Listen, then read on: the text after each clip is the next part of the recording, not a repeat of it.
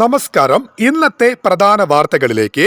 താമരശ്ശേരി ഷഹബാസ് കൊലക്കേസിലെ പ്രതികളായ 5 വിദ്യാർത്ഥികളും SSLC പരീക്ഷ എഴുതി. പ്രതികളായ വിദ്യാർത്ഥികൾക്ക് വെള്ളിമാടുകുന്ന് ജുവനൈൽ ഹോമിനുള്ളിൽ തന്നെ SSLC പരീക്ഷ എഴുതാൻ പോലീസ് സാഹചര്യമൊരുക്കി. താമരശ്ശേരി സ്കൂളുകളിൽ എത്തിച്ച് വിദ്യാർത്ഥികളെ പരീക്ഷ എഴുതിക്കാനായിരുന്നു ആദ്യത്തെ തീരുമാനം.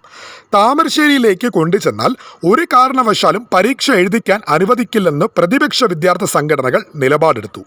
പിന്നീട് വെള്ളിമാടുകുന്ന് ജുവനൈൽ ഹോമിനടുത്തുള്ള സ്കൂളുകളിൽ പരീക്ഷ എഴുതിക്കാനായിരുന്നു നീക്കം.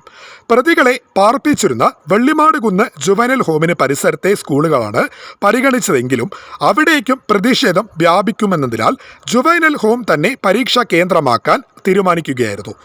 KSU, യൂത്ത് കോൺഗ്രസ്, MSF തുടങ്ങിയ സംഘടനകളുടെ ജില്ലാ സംസ്ഥാന നേതാക്കളെയും ജുവനൈൽ ഹോമിന് മുന്നിൽ പ്രതിഷേധവുമായി എത്തി. ഇവരെയെല്ലാം കസ്റ്റഡിയിലെടുത്ത് നീക്കി. 12 മണിയോടെ പരീക്ഷ പൂർത്തിയായ ശേഷം വിദ്യാഭ്യാസ വകുപ്പ് ഉദ്യോഗസ്ഥർ മടങ്ങി. 10ാം ക്ലാസ് വിദ്യാർത്ഥി ഷഹബാസ് ശനിയാഴ്ചയാണ് മരിച്ചത്. വിദ്യാർത്ഥികൾ തമ്മിലുണ്ടായ ഏറ്റുമുട്ടലിൽ ഷഹബാസിന്റെ തലയ്ക്കേറ്റ മാരക പരുക്കാണ് മരണകാരണം. ഇതോടെയാണ് പ്രതികളായ 5 വിദ്യാർത്ഥികളെ ജുവനൈൽ ജസ്റ്റിസ് ബോർഡ് ജുവനൈൽ ഹോമിലേക്ക് മാറ്റിയത്.